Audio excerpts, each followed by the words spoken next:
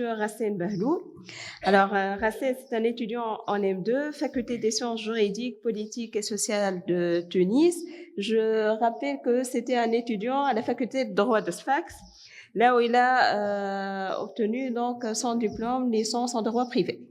Alors, M. Racine Bahlou va nous présenter une intervention sur le principe de précaution en droit de la responsabilité civile, une question qui est toujours d'actualité. Je suis très content de revenir aux amphithéâtres de la faculté de droit de Sfax pour faire cette intervention.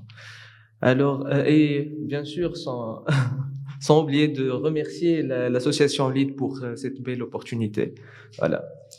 Alors, j'aimerais bien commencer mon propos par une très belle citation de Catherine Tiberge qui dit « Jusqu'alors, la responsabilité juridique était tournée uniquement vers le passé avec un caractère rétrospectif, s'attachant aux actes déjà commis et à leurs conséquences dommageables. Aujourd'hui, elle est invitée par tous ceux qui préoccupent de la qualité du monde dans lequel nous vivons et que nous allons laisser à nos enfants à se tourner également vers l'avenir, vers les générations futures avec un caractère prospectif. Le droit de la responsabilité civile définit comme l'ensemble des règles qui obligent l'auteur d'un dommage causé à autrui à réparer ce préjudice en offrant à la victime une compensation, était toujours soumis à un processus d'évolution. Cette évolution est due à la pression de l'apparition de nouveaux dommages et de nouveaux risques de nature et d'ampleur différentes. À cet égard, depuis la fin du XXe siècle, on a assisté à l'avènement d'une nouvelle catégorie de dommages qui a montré à plusieurs occasions que la technologie pouvait avoir des effets graves et irréversibles sur la nature et sur la santé collective de la population. Citant à titre d'exemple, la catastrophe nucléaire de Tchernobyl dont les conséquences persistent jusqu'à aujourd'hui et aussi la pandémie Covid-19. Il s'agit de dommages écologiques, sanitaires, voire même bioéthiques susceptibles de prendre des dimensions planétaires menaçant la vie de l'espèce humaine sur Terre. Face à l'ampleur de ces risques, et partant de l'adage « mieux vaut prévenir que guérir », il n'est plus temps de penser en termes de réparation et de compensation. Il faut plutôt agir avant qu'il se produise et éviter autant que possible la survenance. C'est dans ce cadre que se présente le principe de précaution, selon lequel, en cas de risque de dommages graves ou irréversibles, l'absence de certitude scientifique absolue ne doit pas servir de prétexte pour remettre à plus tard l'adoption de mesures effectives visant à prévenir la dégradation de l'environnement. Il s'agit d'un principe nouveau et à la mode qui est apparu initialement en droit international de l'environnement, puis s'est étendu rapidement à d'autres domaines. Aujourd'hui, ce principe semble pouvoir intéresser le droit de la responsabilité civile. D'ailleurs, il est en train de l'infiltrer progressivement, aboutissant à une nouvelle évolution de ce dernier. Quel apport aurait amené le principe de précaution à la responsabilité civile ? L'apport du principe de précaution à la responsabilité civile pourrait se manifester au niveau des fonctions d'abord et au niveau aussi des conditions. Au niveau de la fonction, la consécration du principe de précaution dans le droit de la responsabilité civile pourrait amener d'un côté l'avènement d'une nouvelle fonction préventive et d'un autre côté au renforcement de la fonction réparatrice traditionnelle de la responsabilité civile. Commençons par une nouvelle, c'est-à-dire la responsabilité civile fondée sur le principe de précaution est une nouvelle fonction préventive. Définie en tant que l'obligation de réparer le dommage, la responsabilité civile est par définition réparatrice, c'est-à-dire que sa finalité première est la réparation. Or, il s'avère de plus en plus que certains dommages sont, en raison de leur gravité, difficilement réparables, voire même irréparables. Dans ces cas particuliers, la réparation n'a plus de sens. Une intervention en amont du préjudice pour empêcher sa réalisation est alors envisageable. Prévenir, c'est essayer de devancer le danger pour s'en protéger, ce qui suppose l'engagement de la responsabilité de l'individu, non seulement lorsque le dommage est inexistant, mais lorsque sa réalisation dans le futur n'est qu'hypothétique, tant sur le plan que des doutes planent tant sur le plan juridique que sur le plan scientifique autour de son existence. Par contre, la responsabilité civile exige la preuve d'un préjudice causé par un fait dommageable et intervient qu'a posteriori pour agir sur les conséquences de ce dernier. De ce qui précède, on peut constater que la logique de précaution va au-delà d'un souci de réparation et la responsabilité qu'elle désigne n'a pas grand-chose de commun avec la responsabilité civile. Il est question d'une responsabilité sans victime, sans préjudice et sans indemnisation. C'est pourquoi certains auteurs considèrent la prévention un souci politique réservé à l'intervention de l'État et des acteurs publics et devant rester en dehors de la sphère de la responsabilité civile. Nonobstant l'incompatibilité de première vue entre ces deux dernières finalités, il ne relève pas, à mon sens, une aussi nette antinomie. Il s'agit plutôt d'une différence des champs. En fait, la prévention ne concerne que les dommages graves et irréversibles, alors que la réparation concerne toutes sortes de dommages, aussi banals qu'ils soient. Il s'agit également d'une variation des rôles selon l'instant auquel le rapport est évalué.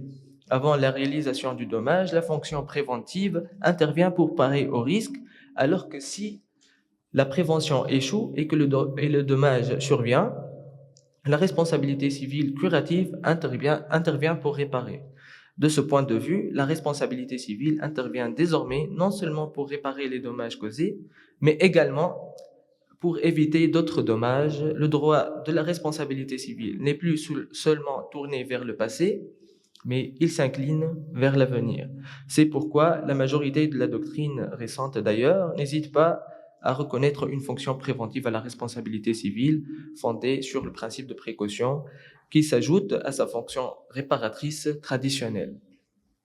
Quant au renforcement de la fonction réparatrice, se trouvant à l'origine de risques potentiels de dommages graves et irréversibles, les acteurs privés et publics sont en fait les mieux à émettre des doutes sur les conséquences de leurs activités ou de leurs produits. Ainsi, à partir d'un doute et sans attendre la certitude, ils sont tenus conformément au principe de précaution à adopter des mesures préventives.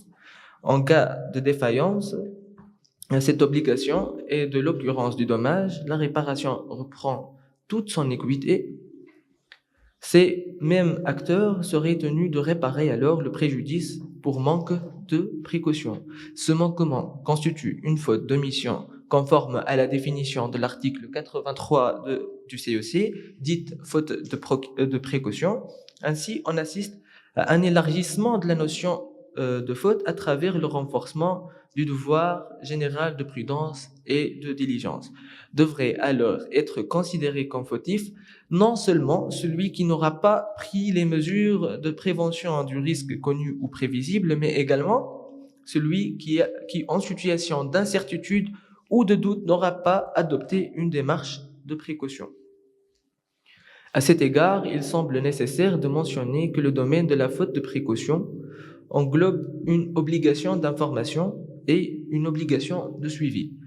La première, c'est-à-dire l'obligation d'information, impose aux producteurs, si un risque de dommage grave et irréversible a été révélé dans leurs produits, d'en informer les consommateurs et de retirer ces produits du marché si nécessaire. Cette obligation peut être déduite de l'obligation d'exécution de bonne foi des engagements prévus dans l'article 243 du CEC.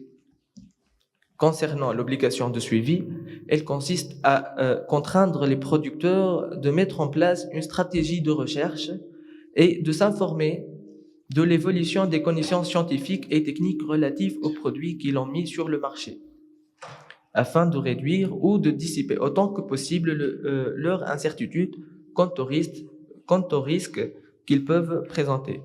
Ce renforcement de la fonction réparatrice de la responsabilité civile doit être critiqué. En effet, alors que le but de la précaution est de protéger la santé et la sécurité de l'environnement, Un excès de précaution pourrait aboutir à une situation inverse.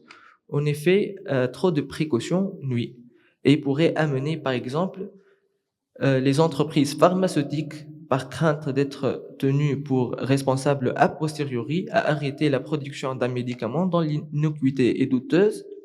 La disparition de ce médicament du marché pourrait avoir des répercussions directes et néfastes sur les personnes qui en ont besoin.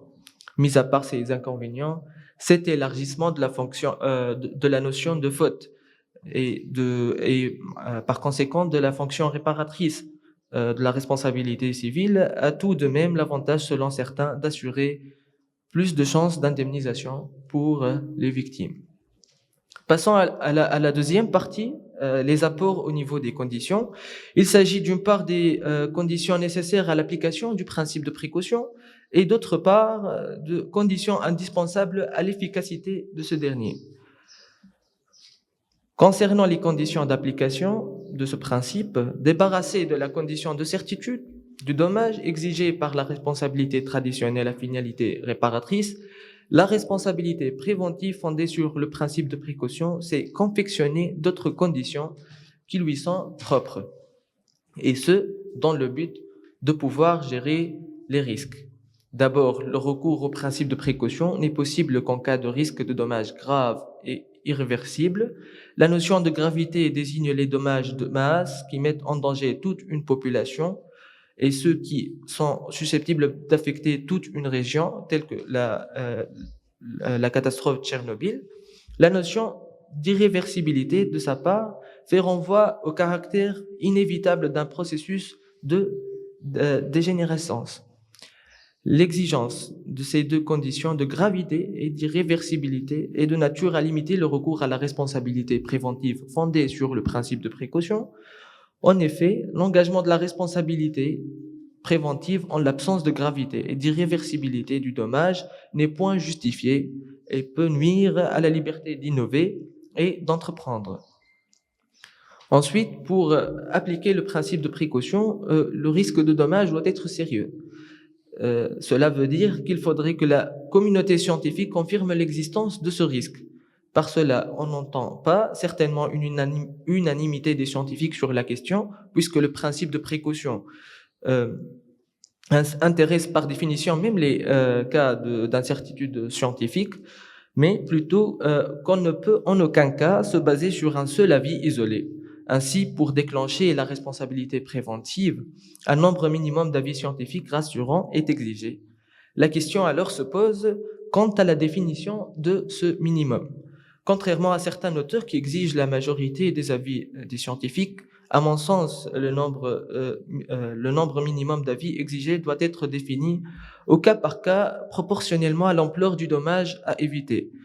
Si ce dernier est relativement grave, il faut au minimum une confirmation du risque par la majorité des scientifiques. Par contre, si le dommage est d'une gravité et irréversibilité extrême, ça peut justifier de se contenter d'un nombre inférieur à la majorité.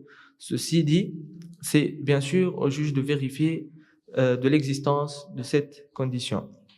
Enfin, une dernière condition peut être relevée de la Convention des Nations Unies sur la diversité biologique, consistant en le respect d'une certaine proportionnalité entre le coût et le bénéfice, c'est-à-dire que les dépenses engagées pour parer aux risques encore incertains doivent être économiquement raisonnables. Or, hormis le fait qu'il est souvent difficile de mesurer, par exemple, la perte de richesse naturelle subie par les générations actuelles, mais surtout par les générations futures, à mon propre avis, il ne me semble pas du bon sens le fait de penser en termes de dépenses lorsqu'il s'agit de dommages d'une telle gravité. Dernièrement, les conditions relatives à l'action en responsabilité préventive ou, disons, les conditions nécessaires à une application ou consécration efficace du principe de précaution.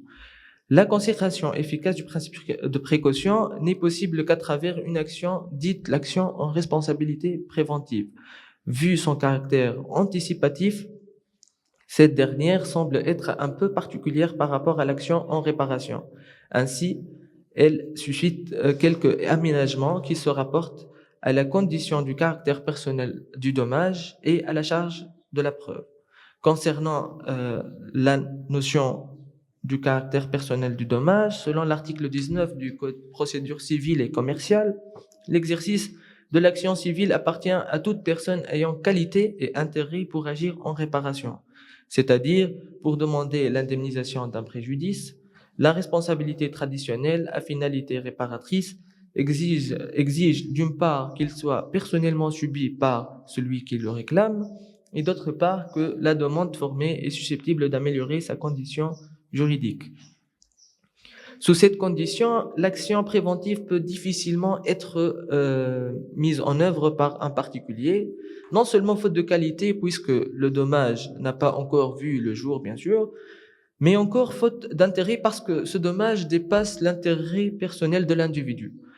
Se pose alors le dilemme de l'absence d'une personne pouvant réclamer cette réparation.